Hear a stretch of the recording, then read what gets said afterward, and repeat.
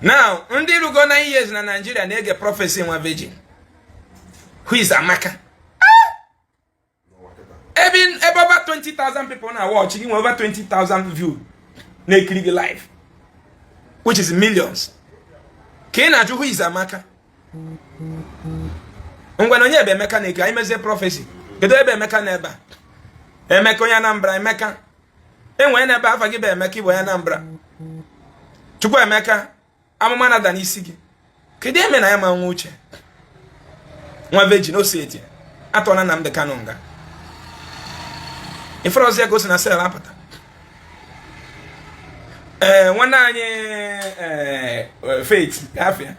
Keza fa nke Jesus nyere ụka ụnọ na nke nwa virgin. Faith ogwe. Lovet je na nke virgin Jesus enye ụnọ. Je na nke pastor Port Harcourt Jesus nye ya di. Jesus na na-ewere pineapple ya. They cut your pineapple they chop.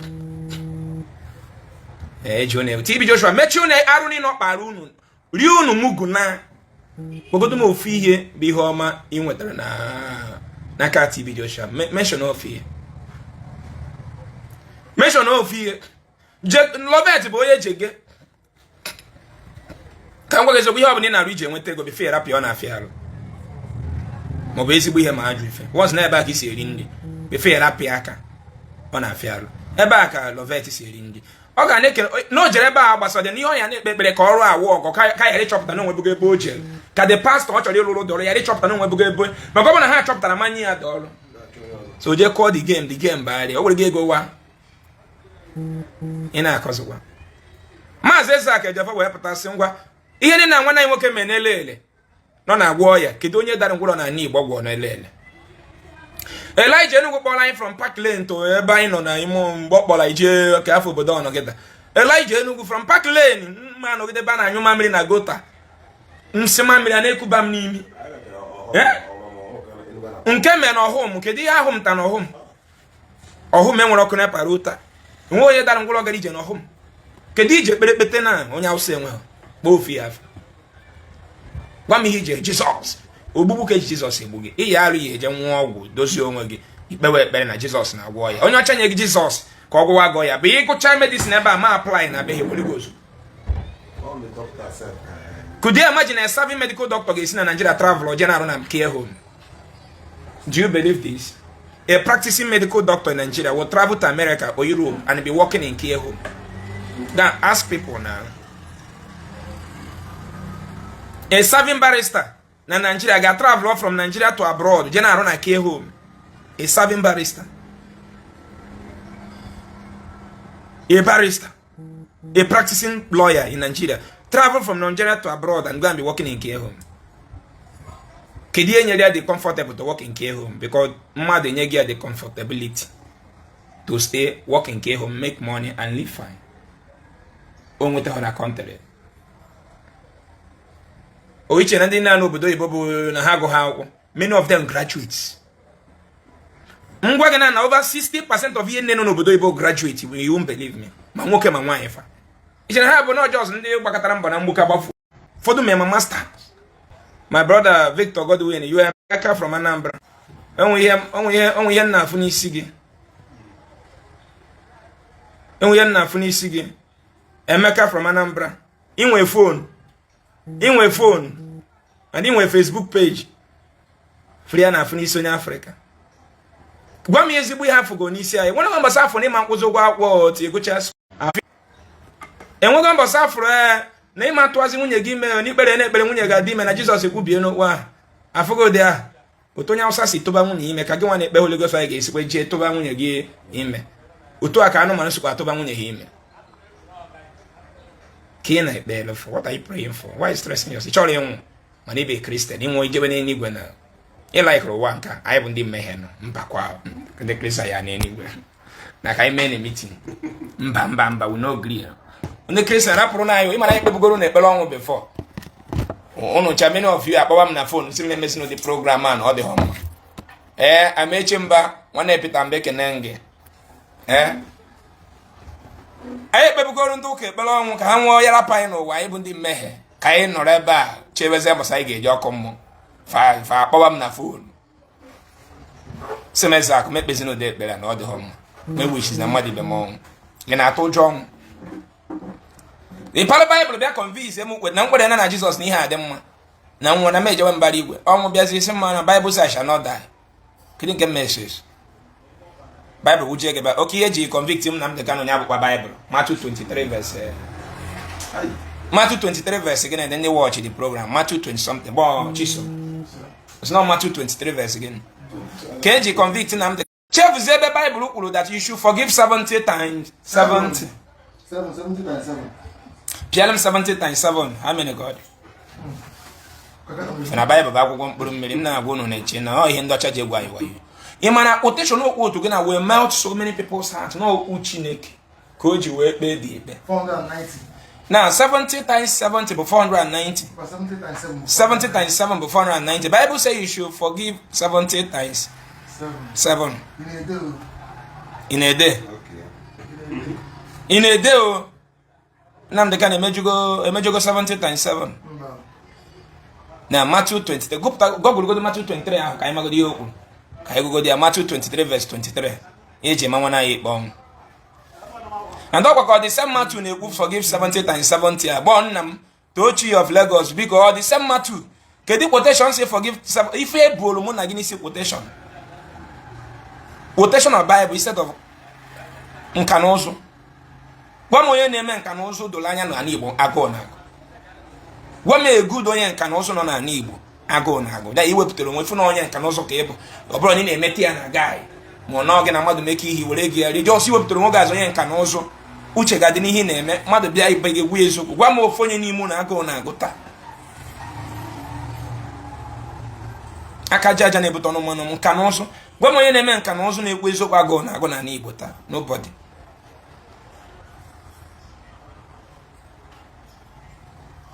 ana asa isi ndị ọcha bịa kpọọ nna gị ịvọ na-aje wetara gị HIV ha bịa kpọọ gị esi na-aje wetara gị HIV adịbụ n'ala Igbo anya ma ebe HIV bifo onye ọcha bịa the same onye ọcha sị gị n'ibe onye mmehie n'ibe esi n'ibe onye arụ na nna gị bụ ịvọ chiela azụ je wetara gị HIV tata HIV na-emezi anyị kpọọ nna m amabịa ebu HIV bifo today HIV na-emezi anyị the same white man tagged your forefather evil that a black man cannot rise up today to question the Europeans. Why did you come to my land and kidnap my people?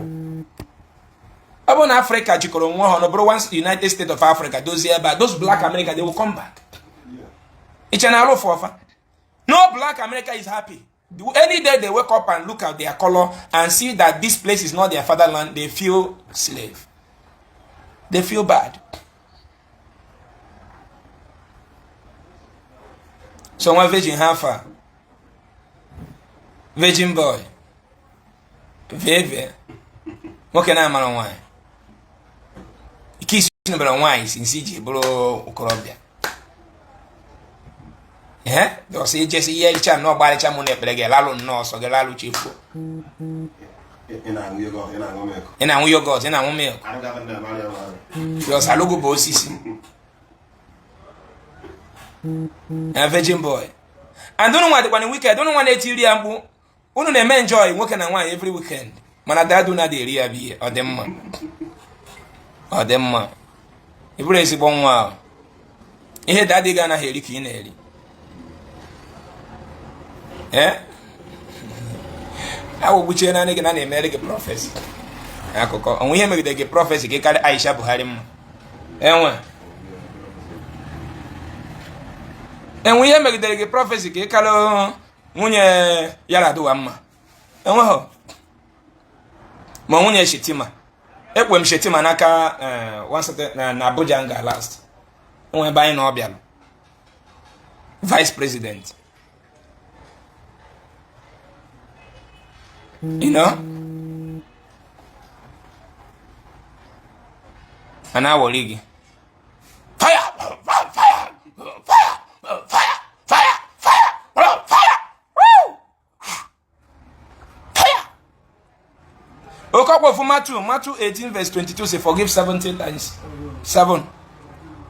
The same Matthew. Jesus me Google also. Google on ya ka ma Matthew 23 verse 23 ahụ. Na wala anyị na-egwu egwu. Ana agụrụ ga egwu ko akụ ndị band mana na ndị band a bụ ụgwọ ka akpụrụ ha ana agụrụ go ololololo Nwachukwu gbabara ya egwu mkpaga na eyo kedu onye ihe na-afịa bụ ebupu ya na-akpọ malaka ya bụ okwu nkiri na asaa ebia napụ Nwachukwu ololololo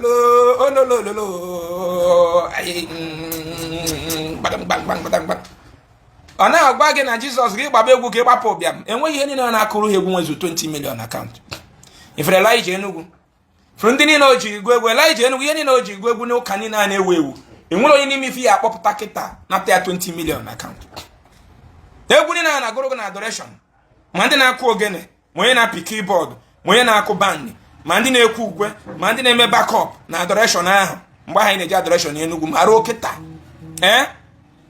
ndị a Jizọs ji akụrụ gị egwu na-aba ọgaranya anọ m ebe a na-agwa gị ịkpọpụta ha ncha na ha ncha niile ma ndị ka je studio gụọ egwu niile abụ Elijah Enugu gụchaa n'Igbo ha gụwa n'oyibo na-eme ọnụ ka onu ọkwa akụkọ ebe a vocal sound ka ọ na-eme enwere ha nji ya kụpụta nwụ 20 million mana ha na-agụrụ gị egwu Jizọs ya ejibu n'ige gọzienụ m asị gị gọzienụ m ọpụpụ na ị ga-agọzienụ m biko gọzienụ m akụkọ mgbe na-asị gọzienụ m Nwachukwu jide aka n'isi gị si ya gọzie gị na ọ gọzi Jabez eburu gị jee na amaokwu Nehemaya amaokwu nkiri na anọ wee gụrụ gbadawa na nke ise o wee jide Job wee si gọzienụ m biko gọzienụ m biko gọzienụ m biko gọzienụ m nwere ike ihe taịm eji agụ ude gwa ebe 3:30 nke ụtụtụ mgbe ọ sagidego isi saa gị isi samie gị n'ụkpụrụ oyi bakwa oge arụ ọ na-agụziri gị egwu adịdasị na ọfụrụ gị n'anya biko gọzienụ m biko gọzienụ m ndị na-agụrị egwu na-agụrị ya biko gọzienụ m ya nwere izie voice of brainwash na-asị gị Nwachukwu ọ gọziri Job oge Abraham kpọtara nwa ya ka o gboo Abraham wee nye aka ka o gbaa Isak ore kashidalabashima si Jesu ya gọzie gị si ya gọzie gị si Jesu gọzibe gị ozugbo Abraham were aka ka o gbaa Isak onu si na mbara igwe daa kedu Nwachukwu ewere aka ka egbuo na mmụọ kedu Nwachukwu na-egbu na mmụọ onu na-ada na mbara igwe onu na-ada na mbara igwe onu na-ada na mbara igwe n'isi gị at the count of 3 1 2 3 power onu na-ada na mbara igwe n'isi gị ore kanshidara masimaba iwe gbadata na akpọ the Pentecost amaokwu nkiri na n'ọgụrụ gbadawa wee si onu dani wee si Abraham emefukwa n'ọbara aga m enye gị nwa atụrụ nke a ga-eji chụọ aja Nwachukwu agbanwe ọnwụ n'isi gị enwere nwa atụrụ a na-akpọpụta eji agbanwe ọnwụ n'isi gị agbanwe ọnwụ n'isi ezinụlọ gị agbanwe ọnwụ n'isi nwa gị n'isi di gị n'isi nwunye gị a na-agbanwe ọnwụ a na-agbanwe ya na mmụọ a na-agbanwe ya na mmụọ Jesu na-eme ya na mmụọ biko power ọbịa Jesu ọ nọ n'ike ọ nọ n'achịcha achịcha nọ na Eucharist nọ n'ime Jesu nọ n'achịcha ore ndara kasi power mma Nkechi ji ugwu na-eme ụtọ mma Nkechi ugwu nọ ga-eme gị spy imechi landlord were ikpiti notice nye gị ịkwụrụ ụgwọ na-atụpụrụ gị ibu ụna na-eme anyị ha nkịpanki azụ ụmụmụgo anyị bụ azụ na anyị bụ ụmụmụgo na na-eme ya na mmụọ na-enye m ya na mmụọ mana m enye onyinye n'ife ngwere mgbasa na-ekpere anyị ekpere ka anyị nye onyinye na mmụọ na adoration adị ekpudo ekpere ahụ Nwachukwu ngwa nyewe onyinye na mmụọ at the count of 3 nye onyinye mmụọ power 1 2 3 mba adị enye onyinye mmụọ practical ka a na-enye onyinye ọta n'aka enyeche mmadụ basket solution to collect the whole onyinye amara ndị mmadụ ama mgbogoteche nwe n'ọta werizie basket na-agarị na-asa onyinye nwanne ego ka eji egbo mkpa ife n'idiribe ego ihe n'idiribe ego ife n'inwere ego kịta inwe ka ọ bụrụ na na-ekiri isi ọgwụ inwere ego mana inwere ọya na aya ma nwe ogbenye ọ bụrụ na inwere incurable disease dibe dee welu dobe time goro gbachebe enweghị Messi o mere dọla akụnye bọsị emere di dọla akụnye na ihe okwuru nwa ya nwoke si na ego pastor kedụ pastor Yoruba ọkpara afọ dupụrụ fa that money can move a mountain mommy just said that mommy dora kunye just say but see daddy and I go okay now as a medical doctor daddy had we are no make we scan cancer can spread them reality if you need no wa be that is why we na go gozenu mo onye London na citizen ụgwọ government na ụgwọ ka crime reduce onobodo enwe onye Igbo enwe nsogbu rapụ ndị ụka bụ wayo faji nsogbu anyị eri anyị ọrụ gbasiwe mbọ ike ọ ga-adịrị gị na mma na-agbasi mbọ ike ụwa aka gị ọtọ na-agbasi mbọ ike one day ọ ga-akụbalụ gị ka ị nọ n'obodo oyibo na ezigbo ọrụ onye ọcha na-alụ ka ị na-alụ ọrụ ndị Afrịka ma site ịnata Naijiria were escort na-aga ị n'obodo oyibo ị da-arụ ezigbo ọrụ onye ọcha na-arụ like ndị bụ back manager na London kịta a white guy bụ onye London bụ back manager na United Kingdom ị ga-eji ya compare onye Afrịka na-eme cleaning. Thank you. Mana ekili na bụ onye Nigeria nọ UK ga-anata ebe a were escort police na-aga. Ogosi n'obodo adịghị ọmụ nwe onye dị free. Home care worker na America. Nurse na America ga-anata ebe a kpọrọ escort kpojuo onwe ya. Nurse.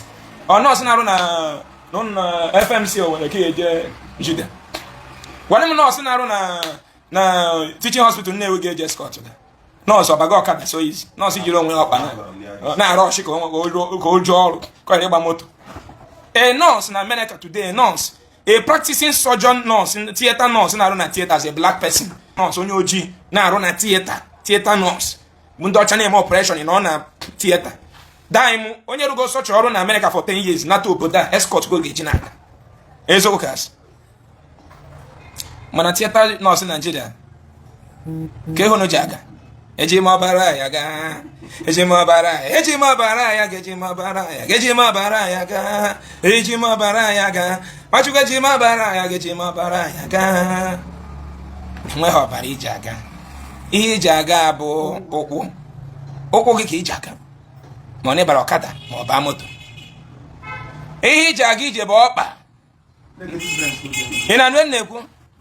Ichi ige gwu ọzọ isi gwọba eji m ọkpa mụ ha ga. Eji m ọkpa mụ ha ga. Eji m ọkpa mụ ha ga. Eji m ọkpa mụ ha ga. Eji m ọkpa mụ ha ga. Ọsọ mee mbelu onwe m. Eji m ọkpa mụ ha ga. Ihe ọsọ da mgbe apọsọ. Eji m ọkpa mụ ha ga. Vumka statement ma. Eji m ọkpa mụ ha ga. Iji ọkpa gị gasị n'iji ọbara ya aga. Fulani nweta gị na. Ebi kwesị iji ọkpa gị belu onwe gị isi n'iji ọbara ya aga. Ndị Fulani nweta gị akụkọ. Body go tell man. Attack ọkpa 90 mile. Kai. Ebe kwesị iji ọkpa gị belu onwe gị nụrụ na ndị ntọ na-esi na no weapon fashioned against you shall prosper, don't worry. Tisi ka ata gị ka ọkpa Enugu. Iji ọbara ya aga ebe onye ọcha ji mgbe egbe aga. Iji ọbara ya aga. Nwa Virginia mere gị anya ụta.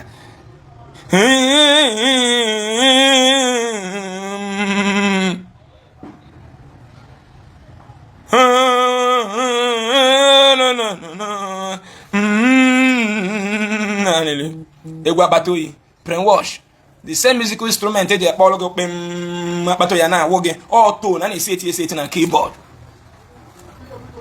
ọ brainwash psychologically ka a na-use your brain asị gị jụọ ndị na-eme music na ebe nwe ebe ya asị gị ọ b etu na egwu enwere beat egwa ya nche ịkụ na asị ma ọ b eyotago asị ha tụ na otu apịwazie keyboard na-eme ha agwaziri gị egwu na nwa akpịrị gwọ n'ọgwụ na nwa beji nga nwụ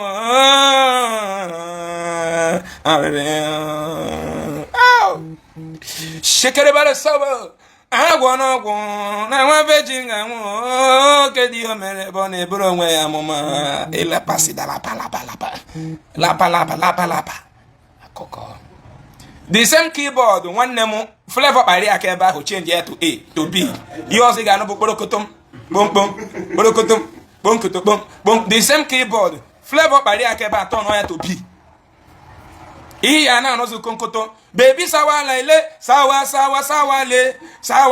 sawa ash fake ya na-anọzụ na the same keyboard ana eji akpọ logo monson Monsa, monsa, bata, biagozemo. Mbaki the week to go out there and look for resources. Is in Africa. Found one.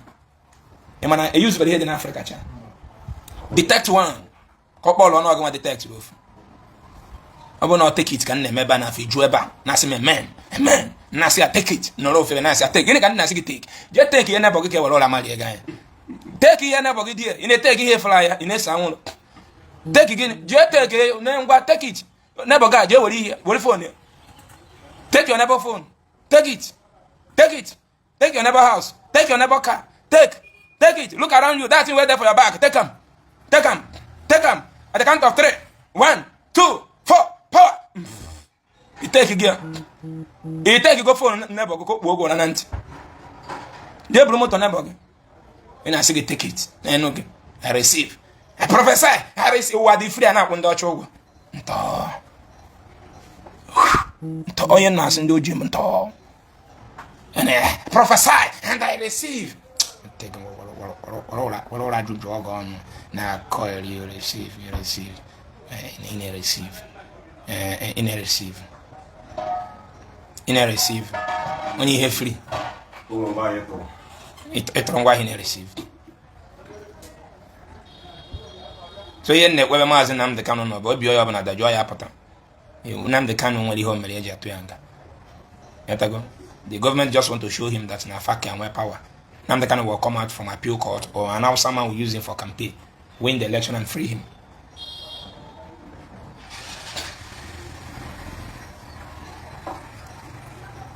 Tochi, yes, item used to produce phone come from Congo. Google it.